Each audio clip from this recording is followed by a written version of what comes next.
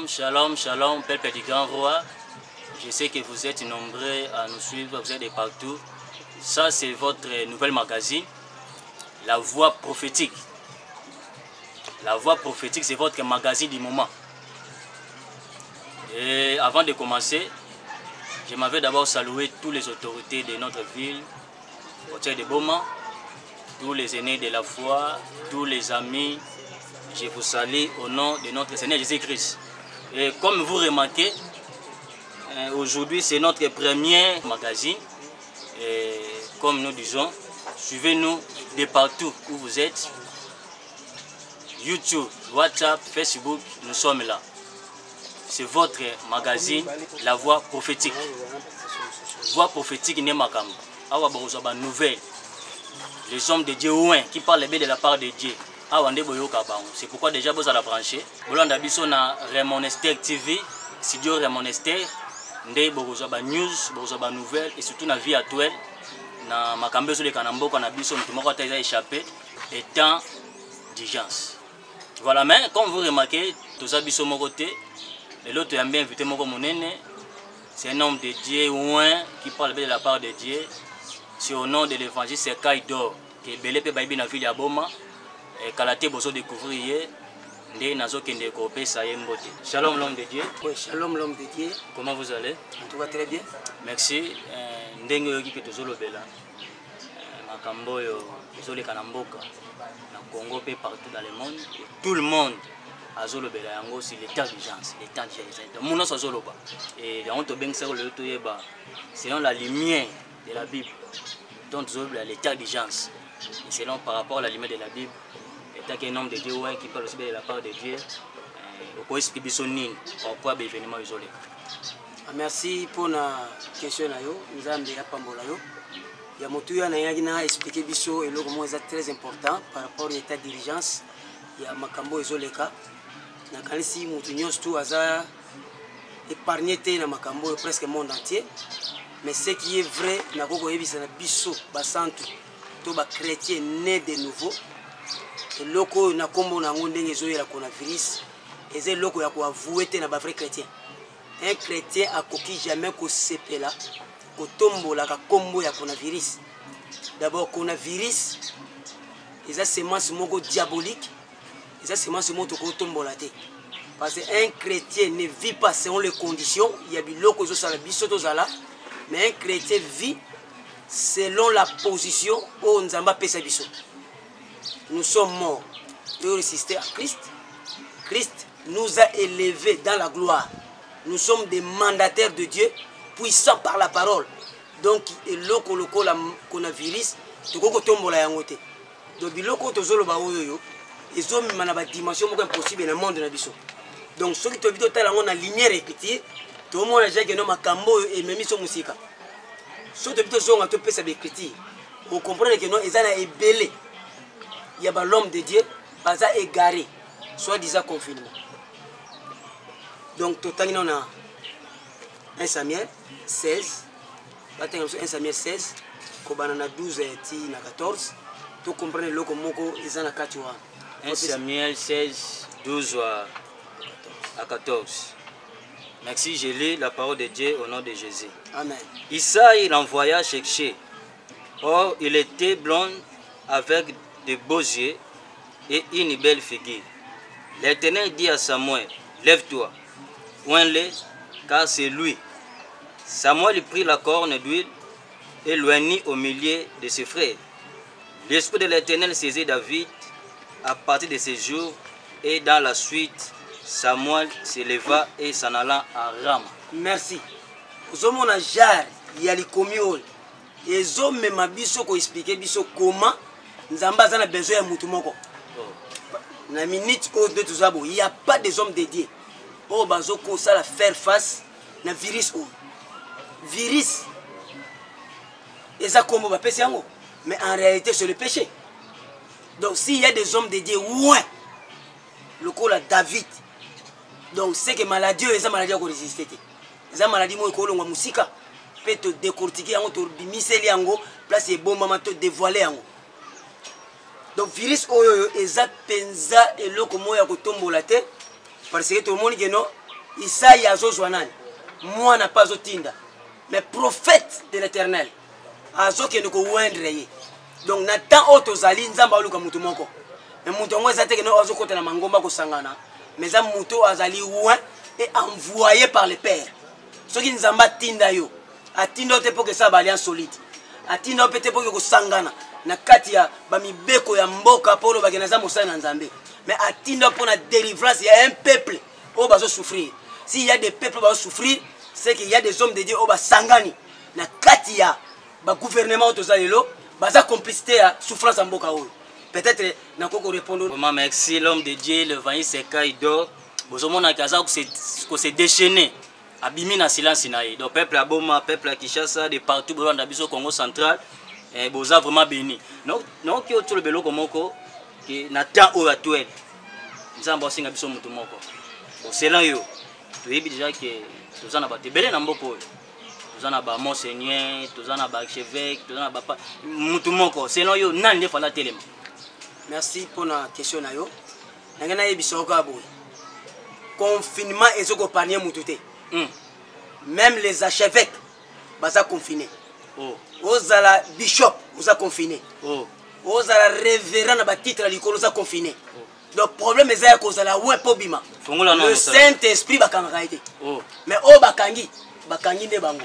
Et nazo kumisa nzambe par rapport à la loi oyiye pona koloba makambo ezo sala masiko. Bazo kokisa prophétie. Ba mettre dans le dernier temps il y aura plusieurs églises. Ne minitio yo. Donc babi que non, bo sambe na banda. C'est que prophétie kokisami. Nzamba zo le kum parce que to komi na mangomba ebele. Même to zaki pasteur te makomi pasteur.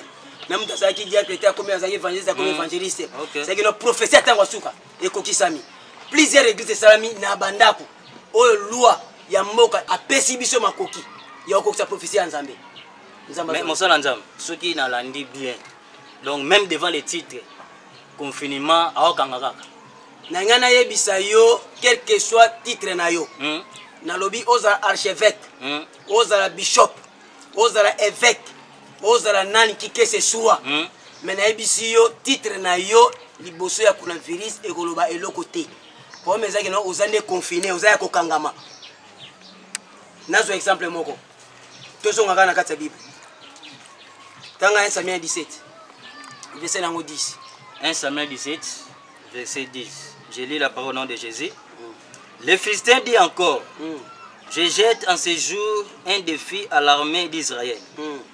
Donnez-moi un nom et nous battrons ensemble. Ah, oui.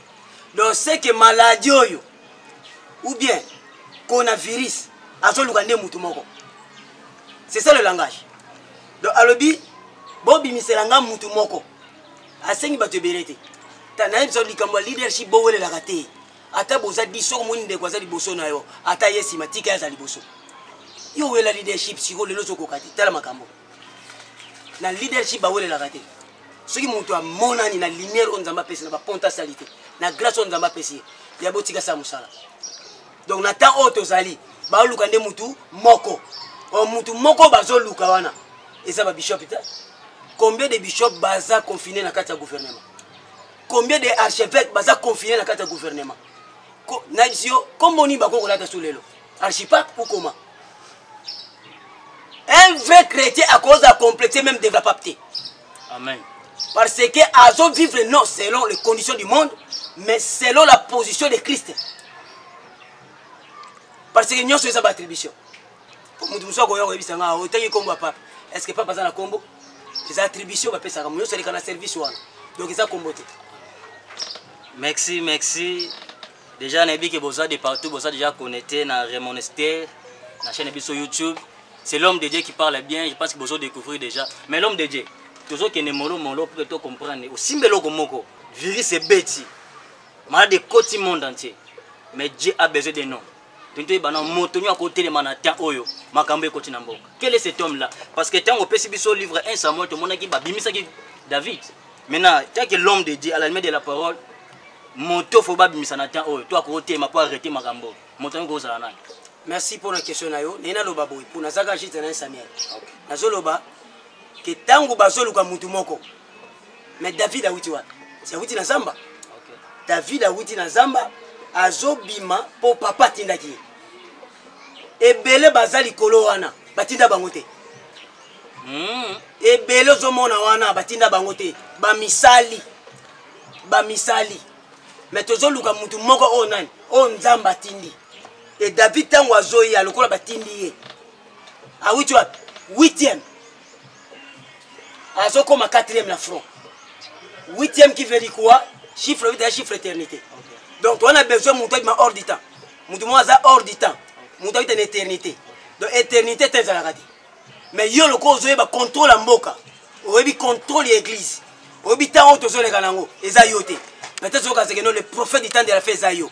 Peut-être que no yo mtu petit sakol ndezayo ezayote. On a besoin de monter hors du temps.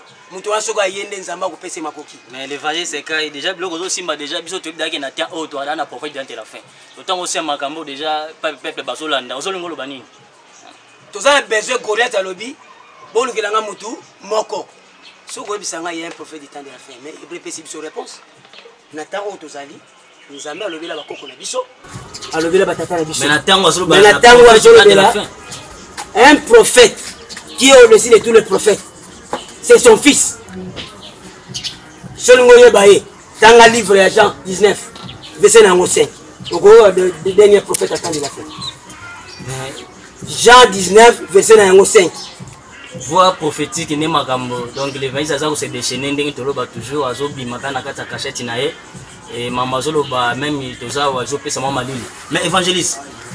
Donc si ce que yo zondi makate bandeko yo so yebi que c'est lui le prophète du temps de la fin parce que makambo ngozo ngwa donc muto nzamba zoluka ça n'est prophète de la fin pour telema. Asi ça makambo confinement makambo état d'urgence. Yo zo so na différence. Fongola no makambo pour te comprendre penser peuple de baola na biso. D'abord, si on a des kanda. Pour na peso kana parce que plus bana posa ba. Est-ce que ça m'a répété comme temps prophète du temps de la fin? Qu'est-ce qu'un prophète? Un prophète, c'est un prédicateur. Ah bon? C'est quelqu'un qui prêche la parole.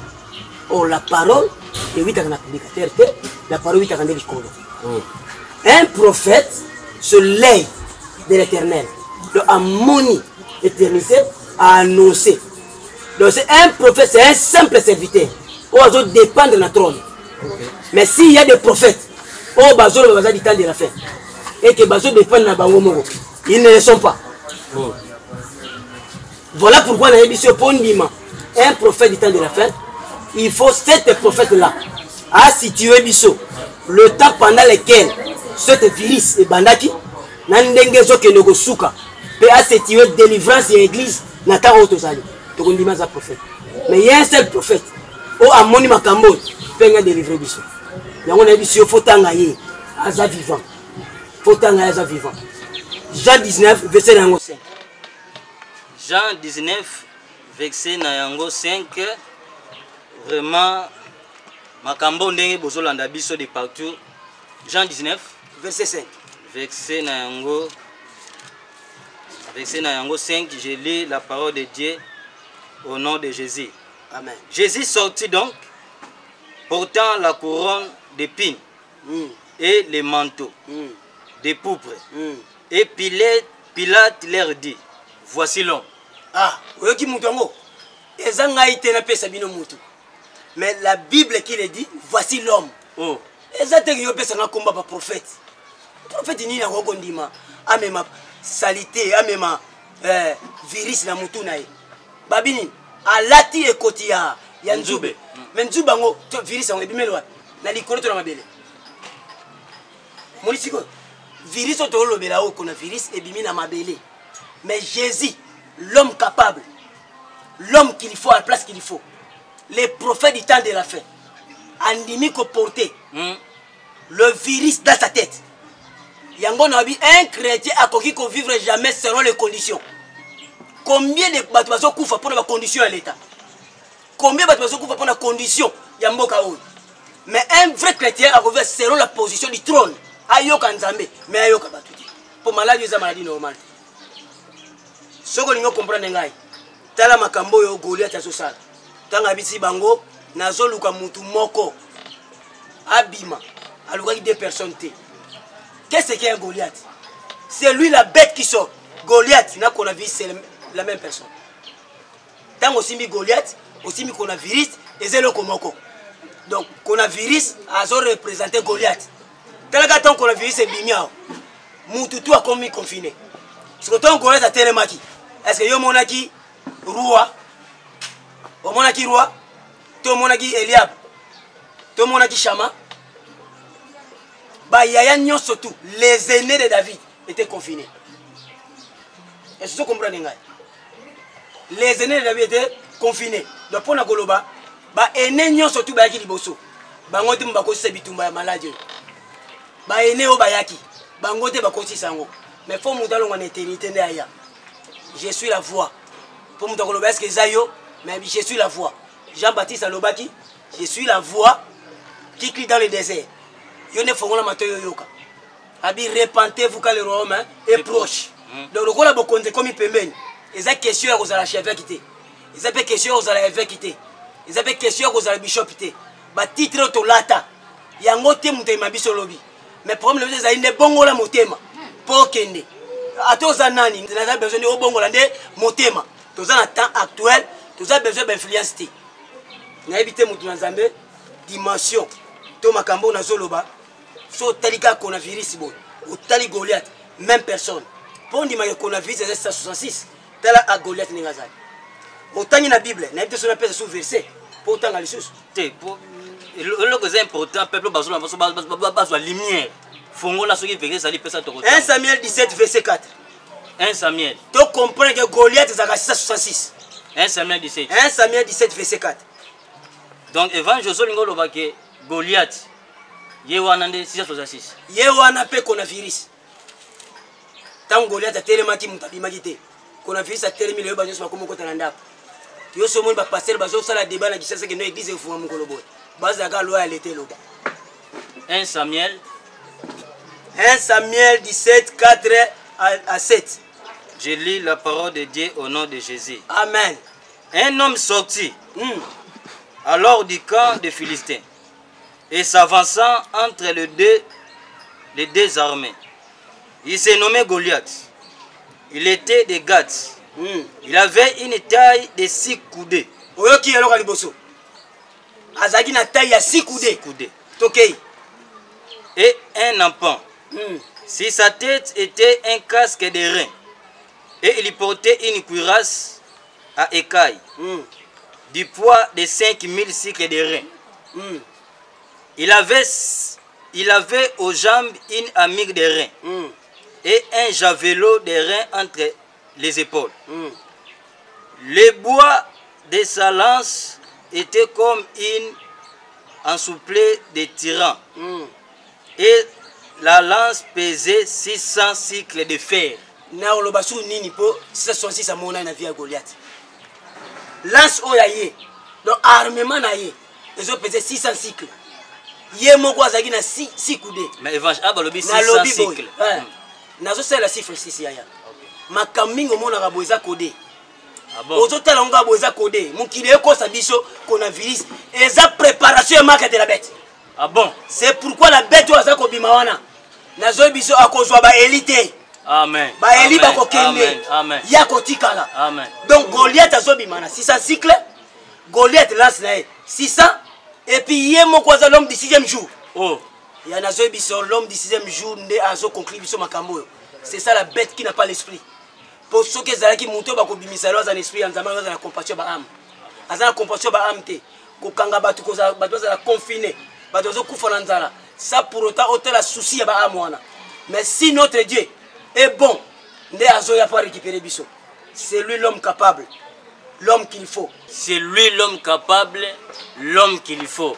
Tozo kende malé poto chité, tozo ba déjà que Remonester TV, c'est votre chaîne et c'est votre magazine Voix prophétique. Comme la besoin na WhatsApp, numéro zali 089 230 10. Na page na biso Facebook, numéro zali 089 39 101 91. Evan tozo koba avant que to chité. Tout le monde que l'homme capable à zuba épine aux alliés le coronavirus aux oloba tout à l'heure et à pourtant on a mutunaï mais pendant temps aux toujours les gens na bana nzai bakoti en quarantaine Maintenant, c'est quarantaine là, par rapport à l'émettre de la parole, dans le monde des choses comme Anakanda, quarantaine. Au bani. Selon la Bible, quarantaine, n'a pas son gars Moukousi. Le fait que roi Saoul a vu Bayami Sat, est né à David, a bomba Makili Bosso à Goliath, c'est que Bazaki est quarantaine. Oh. Il y a biso awa soki quarantaine, il faut qu'il y ait une centrale. Yo. Il y a Bango quarantaine, c'est une centralité. Donc le fait que Nabika Yaya David, on dit que Yaya David Bazaki Bantoma. Ah bon? Bon, tu as dit Molimo sans pour autant Benga Malanzambe. Donc c'est qu'il y a des l'homme dédié, des hommes dédiés, puissants, charismatiques. Baza confiné, parce que Baza Nanzela te Yakobimela. C'est pourquoi Baza quarantaine. Mais or que chiffre 40, il parle toujours sur les épreuves. Okay. Et puis chiffre 40, il le belaming sur la captivité. Donc autrement dit, Baza na kata captivité. Bien que Basali Moussale Mone na Mboka Oui. Mais ça bangote bako délivrer Mboka Oui. C'est ça le principe. Donc, Baza na kata captivité. Donc, le fait que qu'on a vu ça bimi, Moutokolo Bazate, Eliab, Asirika, et là, na bat nanzambe belé, boko tombokelanga, beko tombokelanga ite. Eliab pas tombokelaka, David, nazaka le chemin, la voix qui crie. Donc, na fokolaka nzela. Et ça, na mutunda eko longaso coronavirus, a même on a mutu. Toza awa kaka po na bomate, qui chasse partout moanda, bozola na biso. C'est-à-dire que le mouton a porté qu'on a vu ce mouton. Et ça, la personne de Jésus. Ceux qui ont eu mouton, Zali, ngana été. Mais la personne est là. Croire au Seigneur Jésus et tu seras sauvé. Toi et ta famille. Crois au Seigneur Jésus et tu seras sauvé, toi et ta famille, dit le 20 secailles. Maintenant, tous ceux qui ne m'ont pas mais parce qu'il y a quelques minutes, c'est un génie, c'est aussi ça. Mais évangéliste, ma camarade, tous ceux le bango, osa. D'être cas aussi liquide, mais tu as sa question pour que le peuple va comprendre. Maintenant, par rapport à ma caméra, nous avons évolué. Chaque chose a son temps. Tout le monde temps où ma caméra est état d'urgence. Tout le monde est confiné. Tout le monde est en quarantaine. Mais ça s'est prolongé. Prolongation, ça s'est prolongé. Ça a un mois. Comme 15 jours. Prolongation, pourquoi cette prolongation? Et 25 ans. Naga oye biso boye, oye mukolo moko bakangi prophète Daniel. OK. Bakangi prophète Daniel, mais makam Daniel asala ga beboti ke ngata. 3 jours na bonde la Nzambe, Nzamba révélenga. Ologo za ina temps, ya ancienne alliance. Mais les attentes ancienne alliance. Question tout na ko répondre à moi. Pourquoi cette prolongation? Prolongation c'est normal. Parce que dans le cas d'Israël, les mois à 30 jours. Mais le fait que Babati est à 10 jours, parce que 40 jours, c'est ça prolongation. Donc prolongation c'est normal. Donc moi, c'est à 30 jours. 30 jours, nous avons ni Eliab, ni roi Saoul, ni Shama. Nous avons mais tandis que Namboka, tout ça, na Béné, Bazali, fallait pas bima. Na ebisio prolongation et Kangina Baene, Yaya. Kolobate que nous sommes dans l'église de réveil na Kishasa, dans l'église de réveil na Katanga, na Mwanda, na Matadi, par-ci par-là, nde oza aîné. Un aîné bakaye par l'œuvre du Saint-Esprit. Un aîné bakaye par rapport à la compassion des âmes. Et ça c'est que nous au continent na gouvernement d'oza aîné. Oza doyen pour tangi mingi ebi mingi. Maintenant quand molimo ya au continent na alliance solide. Donc les alliances solides, yango so sala que nous loi mboka. Ezo makasi l'église. Oh église bako kanga ngote. Église bako simba ngote. Église est née sur l'œuvre de la croix. Bakanga biloko ba sala mabele. Mais avantage basali biso. Création de l'église salami. Nzamba zo lokumu. Pour église bakanga ngote mais olokela ngo nzela. Azamai. Nzamba pambola bango. Ba sala musala ndenge sengeli. Nzamba sunga bino. Tebi que notre voler malamu. Mais makambo na zo bana bino awa. Na kanisi l'homme de Dieu zo kangai. Pona okende koloba mingi mingi te. Donc prolongation et salamaki parce qu'en Israël moi et contact pendant 30 jours. Mais tant que moins 30 jours les qui et que depuis 10 jours c'est que prolongation en Goana. Ce que le gouvernement na biso. Et c'est la prolongation et zongo musikate. Donc source la banque la Bible. Donc prolongation mo te vite la technique mo songolo. Yango to le manzamba za omnipotent. Le Dieu de toutes les choses. Donc azor enfermé biloko nyos. Donc pose le comme malam faut dans la Bible. Sur la Bible ezate ya kotiate. Nzamba pamola. Donc état d'urgence to zomona, za na ngoma ngombe to na Bible. Za mambo esa mona déjà bandaka. État d'urgence. Eza makambo akala, eza makambo te ya lelo. Mais Nazé Bissayo, bien aimé dans le Seigneur, l'homme dédié, il faut que tu prépares l'église par rapport à l'enlèvement. Parce que l'église, vous allez frapper dans le biloko. Mais sur l'église, vous allez confiner. Ça par rapport à la loi et à l'État. Mais Nazé Bissayo, le fait que la loi est couillée, tout ça dans il y a Romains 5,14. La mort a régné depuis Adam jusqu'à Moïse. Donc, Bazolo va créer l'Iwa, va créer Koufa. Mais ce qui est vrai, tout ça, attention. Tu préparer l'église pour l'enlèvement, mais tu préparer l'église pour la provision, pour le coronavirus. C'est un diable en personne. C'est un 666. C'est marque de la bête Zoya. Ou à flash pour la l'église. C'est une liste prophétique. On comprend que nos biloko est pour la bisoté. Mais ça biloko est orienté l'église et préparé pour l'enlèvement.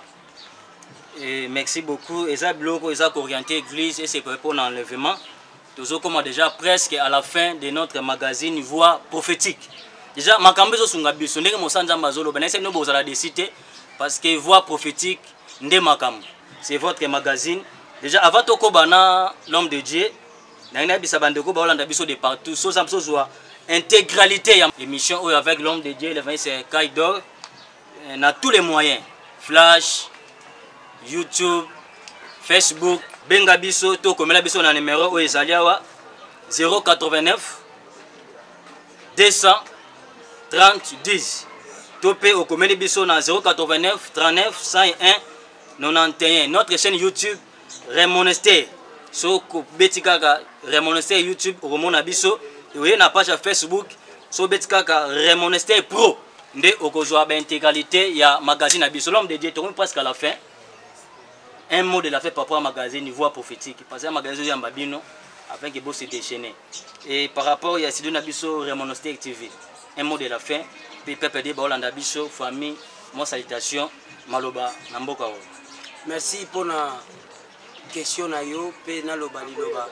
Yasukate pour Nagoyaga toujours la chaîne. Vraiment, tous en a besoin de oui. Nazo personnellement merci na chaîne Remonester. Et puis na style ya émission na bino. Vraiment nzamba pambola bino et de deux nazo pambola mboka aussi nazali et nazo pambola aussi les autorités et nazo pambola aussi les bien-aimés dans le Seigneur, entre autres les hommes dédiés dans différentes confessions. Na pesi bino mbote mais ya motu ya koloba que non, gardons la parole, préparons l'église pour l'enlèvement. Mais na koyebisa yo pour ozwanga il faut le kana mapi maison du Père international ndé sika nazali donc so luki na mapi beaucoup tangai to ko solola pe to ko développer alors en large nzambe apambola bi. Merci. Déjà tu commis presque à la fin ndé ka toti ko loba so na pozo so intégralité ya magazine abiso to ya émission ya mokola lelo komela biso na numéro to PC ça déjà affiché au bas de votre écran komela biso et to yamba bino avec joie. Voilà mon mot de la fin. C'était votre magazine Voix prophétique. Ozana makamufo loba. Ozana mfo dénoncer. Voix prophétique yangwana eko yambayo et kobanga noté. Okoleka na pete pe mamona so ekoleka malamu. Tozaki biso mokote parce qu'ava boyamba biso ezaki na moto c'est musala makasi. Ingénieur Edo Mbenza. Cela veut dire Mbenza ba Edo. Donc yenda c'est musala makasi et puis kuna ba côté machine tozalaki na révérend pasteur Amadou Samuel Mpangi. Nzamba pambola bisika ozwami et tobosanité les prophètes de Dieu Dadinzui Kingoma. Vraiment nzamba pambola yo révérend pasteur Obed évêque Samuel Uzolo. Vraiment basala nzambe nyonso ya ville ya Boma les aînés dans la foi, les autorités, les députés. Donc topesi nombote na kombo na Yesu et na bosanité papa na ngai l'apôtre Silas Batomene. Vraiment émission na bino yango yo boya tomabino. Vraiment tokutani à la prochaine à même heure, à même numéro. Bye.